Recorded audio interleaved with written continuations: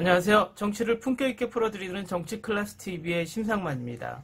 오늘은 요즘 전 세계 한류에 대한 기획 분석을 하고 있는데, 불가리아 한류에 대한 불가리아 한국 영사관에 올라온 글을 소개하고, 일본 야후 지식인 게시판에 K-팝은 국책 사업인가란 재미있는 질문이 올라와서 그 지식인 댓글 반응을 살펴보겠습니다.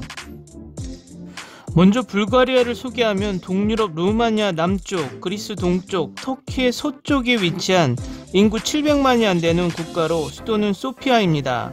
우리나라에서는 유제품 불가리아 때문에 이 나라의 명칭은 익숙할 것입니다. 지금까지 저희 채널에서 다룬 인도, 인도네시아, 멕시코, 벨기에, 대만, 중국, 일본, 홍콩 등 아시아를 이어 유럽에서 남미 대륙까지 부는 한류 열풍을 다뤘는데, 이번에 동유럽 한류는 처음 다뤄드립니다. 지금부터 불가리아 한류 열풍을 소개하겠습니다. 불가리아에서 한류는 단순히 문화적 현상에 머물지 않고 소비 트렌드, 나아가서는 불가리아의 하이 문화로 자리잡고 있습니다. 이에 따라 화장품, 식품 등의 한류 소비는 물론 한류 콘텐츠를 바탕으로 한 창업 사례도 늘어나고 있습니다. 불가리아는 중소기업이 진출하기에 적합한 시장 규모 및 경쟁 환경을 갖추고 있는 만큼 향후 우리 중소기업들이 한류 콘텐츠를 활용한 현지 소비재 시장 진출이 유망해 보입니다. 소피아시의 공원, 공터 등을 지나다 보면 K-팝에 맞춰 안무를 연습 중인 불가리아 젊은이들과 종종 마주칩니다. 작은 시장 규모, 먼 거리 등으로 양국 교육 순위가 80위권에 머무는 불가리아에도 한류는 젊은 불가리아인들 사이에서 새로운 문화 코드로 자리잡고 있는 듯 합니다. 불가리아에서 한류는 인터넷 매체에 익숙한 10대에서 20대 사이의 젊은 층을 위주로 트렌드를 형성하고 있습니다. 많은 국가에서 그렇듯 불가리아에서 한류를 촉발시킨 것은 K-팝, K-드라마 등 우리나라의 문화 콘텐츠들입니다. 더욱이 이러한 콘텐츠가 최근 급속히 확산되기 시작한 유튜브, 넷플릭스 등의 영상 스트리밍 서비스를 만나며 그 효과는 더 파급적이었습니다.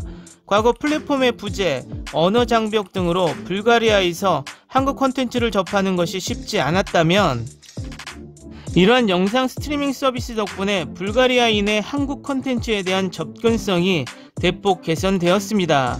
이는 이러한 서비스들이 플랫폼 제공은 물론 콘텐츠 소비를 위한 언어 장벽까지 해소해줬기 때문입니다.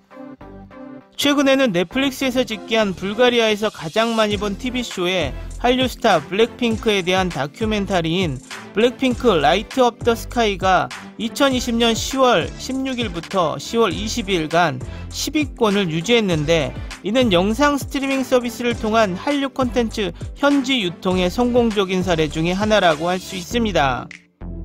특히 불가리아에서 한류가 단순히 문화적 현상에만 머물지 않고 소비 트렌드로 발전하고 있는 점은 우리에게 매우 고무적인 현상입니다. 대표적인 사례가 한국 화장품으로 대표되는 K-뷰티입니다. 이는 한류 스타의 메이크업이 불가리아 젊은 소비자의 뷰티 소비 패턴에 영향을 미침에 따라 한국 화장품에 대한 현지 수요가 늘어났기 때문으로 보이는데, 실제 한국의 대불가리아 화장품 수출은 2014년에서 2019년 사이 연평균 80%씩 급격히 늘어나고 있습니다. 물론 전체 화장품 수입 규모에서 한국산 화장품이 차지하는 비중은 아직 1% 내외로 작은 편입니다. 그럼에도 불구하고 현지 주요 화장품 패션숍인 세포라가 한국 화장품 전용 매대를 구성하고, DM 역시 한국의 미샤 화장품 제품을 입점시킨 점을 보면 K-뷰티가 불가리아 현지에서 뷰티 소비 트렌드의 하나로 자리매김하고 있음을 명백히 알 수 있습니다. K-푸드 역시 한류가 새로운 현지 식문화 소비 트렌드로 자리잡은 또 다른 예시를 할 수 있습니다. 이는 자신이 좋아하는 한류 스타가 즐겨 먹는 식품에 대한 모방 소비 심리가 불가리아인의 식품 소비 패턴에 영향을 준 사례입니다. 특히 K-푸드의 경우 젊은 층이 많이 즐기는 라면류, 과자류 등의 간편 음식을 위주로 소비가 늘고 있는데, 그 결과 기존 현지 한식당에서 숍앤숍 방식으로 소량 유통하던 한국 간편 음식들이 판타스티코, 다 함나와 같은 현지 프리미엄 마트에서도 점차 유통되기 시작하고 있습니다. 또한 이러한 트렌드는 최근 전통 한국에 대한 소비자의 관심으로 확대되고 있는 추세인데, 이에 따라 불가리아 국영방송국인 BN1은 올해 한국 대사관과 함께 한식을 소개하는 프로그램인 K푸드 위크 시리즈를 2차례에 걸쳐 방영하기도 했습니다. 한류 재생산자로 거듭난 불가리아의 젊은이들, 나아가 최근에는 불가리아의 젊은이들이 수동적으로 한류 소비자에만 머물지 않고 한류를 현지에서 재생산, 전파하는 사례도 늘고 있습니다. 대표적인 예가 한류 콘텐츠를 활용한 창업입니다. 팜 K-pop 앤 보바는 소피아에 위치한 작은 카페이지만 한류 마케팅, 연예인 굿즈 등을 판매하며 다른 카페와 차별화하고 있으며, 최근 불가리아 젊은이들 사이에 인스타그램 등 SNS에 방문 인증 사진을 올리는 소위 핫한 플레이스로 각광받고 있습니다. 한류 콘텐츠를 통한 창업 사례는 소피아뿐만 아니라 불가리아 항구 도시 바르나에서도 찾아볼 수 있습니다. 바로 한국 식당 김밥의 이야기입니다. 이곳은 K-팝에 매료된 불가리아 젊은이들이 직접 한식을 배워 창업한 식당으로 현지에서 큰 인기를 얻고 있는 것은 물론 주기적으로 자체 한국 관련 이벤트를 개최하며 우리나라의 민간문화 홍보대사 역할을 하고 있습니다. 불가리아에서의 한류는 단순히 문화적인 현상에 머무르지 않고 새로운 소비 트렌드, 나아가 불가리아의 하이 문화로 내재화되어 가는 듯 합니다. 다음은 일본 야후 지식인 게시판에 K-팝은 국책입니까? 라는 질문이 올라와 그 질문과 댓글 반응을 보겠습니다. K-팝은 국책입니까? K-팝 팬도 그래 국책이야 라고 말하는 사람과 아니야 라고 말하는 사람으로 나뉩니다. 개인적으로 해외 프로모션 비용이 일본의 대기업 사무실도 낼 수 없을 것 같은 액수로 큰 것 같아서 국가가 지원하고 있을까라고 생각했습니다. 한국의 게시판에서도 블랙핑크 티켓이 미국에서 팔리지 못할 경우 한국 기업이 보충하기 때문에 괜찮을 것처럼 한국이 말한 것 때문에 뭔가 구체적인 예가 있나요? BTS, 트와이스, 니쥬? 국책입니다. 몇 대째 대통령인지는 잊었습니다만 50에서 60년 정도? 한국의 대통령부터 시작된 정책입니다. K-팝을 국책으로 한다라는 것은 아니고 국가의 문화산업에 주력하자는 의도입니다. 그래서 따로 K-팝 전용은 아닙니다. 한국은 문화산업에 국가가 낸 금액이 세계적으로 봐도 많습니다. 반대로 일본은 너무 적습니다. 한국은 일본의 2배 이상은 내고 있습니다.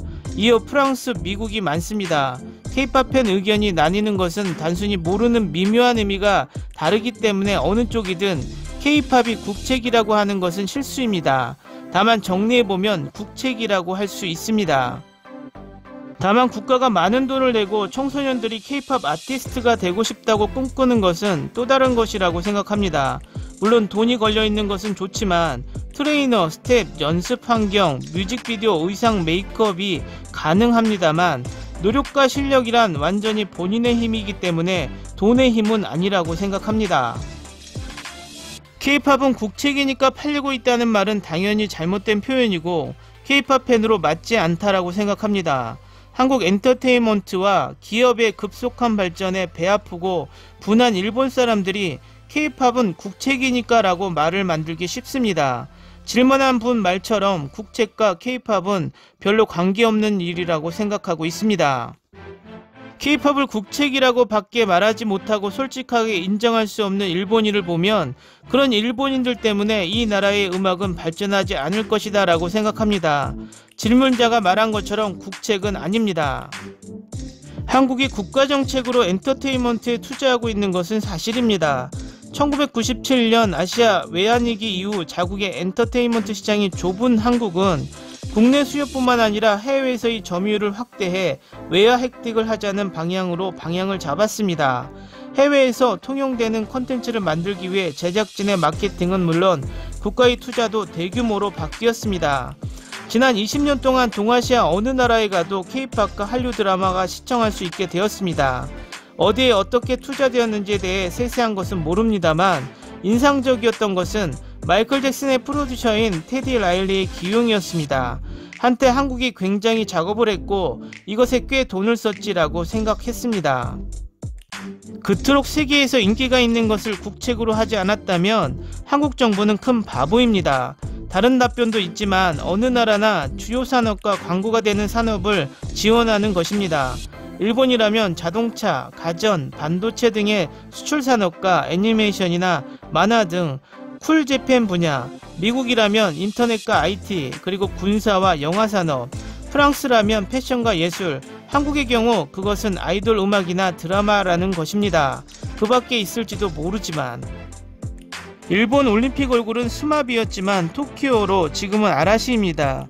이것을 다른 나라에서 보면 자니스를 국책으로 생각하겠죠. 블랙핑크 티켓권은 지금도 아라시의 사쿠라이 군이 아사히 맥주 CM을 하고 있기 때문에 미국에서 아라시가 콘서트 때 스폰서 금액을 아사히 회장이 지불해 아사히 맥주를 홍보합니다. 팬들이 콘서트표를 사지 않아도 아라시의 손해를 스폰서 기업이 보전합니다. 팬들이 좋아하면 아사히 맥주도 득입니다. 공생관계입니다. 이것을 다른 나라에서 보면 일본 기업이 스폰서를 하기 때문에 자니스는 국책이라 생각합니다. 그래서 다른 곳에서 보면 국책으로 보이지만 자국에 비유해 보면 국책이 아닌 것을 알기 쉽다고 생각합니다. 국책 아닙니다. 착각하고 있는 사람이 많습니다만 국가가 지원하고 있는 곳은 삼성 등 기술 관계뿐입니다. 오래전 K-POP 근처를 경험한 적이 있습니다만 각 사무소는 어떻게 자신의 아이돌이 팔릴지를 마케팅 전략 개념을 구사하고 있습니다. 해외 프로모션과 투어는 대기업 사무소에 큰 스폰서가 붙어 있습니다. 라인의 모후 회사인 네이버 코리아가 거액 차출하고 있거나 주요 사무소는 상장되어 있기 때문에 1월에서 12월 매출과 영업이익 등의 수지보고 및 주주, 사업 형태 등이 적힌 사업보고서를 제출하지 않으면 안되게 되어 있습니다. 그것은 누구나 열람할 수 있습니다. 국가지원금의 기재는 어디에도 존재하지 않습니다. 한국의 게시판에서도 블랙핑크 티켓이 미국에서 팔리지 못할 경우 한국 기업이 보충하기 때문에 괜찮을 것처럼 한국 언론이 말한 것 때문일까요? 상기에 기재한 한국의 스폰서 업무를 한 것 뿐입니다. 산업정책을 국책이라고 한다면 일본이 애니메이션이나 게임을 수출하고 있는 것도 국책이 됩니다. 다만 한국의 경우 경제 규모가 일본의 3분의 1 이하 정도에 대해 정부가 국내 엔터테인먼트에 투자하고 있는 국가 예산은 일본의 7배 이상이라고 합니다. 그래서 이와 같은 나라에 비해 엔터테인먼트 업계에 이상하게 힘을 쓰고 있는 일이나 적극적으로 해외 진출을 독려하고 있기 때문에 국책이라고 야유받는 것은 어쩔 수 없을까 생각합니다. 2011년부터 2015년까지 4년간 1조 원의 예산을 한류에 투자한다고 기사가 있었던 것 같네요. 일본에 비유하면 매년 2천억엔이라는 느낌이군요. 불행히도 소식은 바로 삭제되어 있습니다만. K-POP은 국책이냐 질문에 그래도 일반적인 기사 댓글과 달리 완벽하게 정확하지는 않지만 그래도 잘 설명하고 있는 것 같습니다.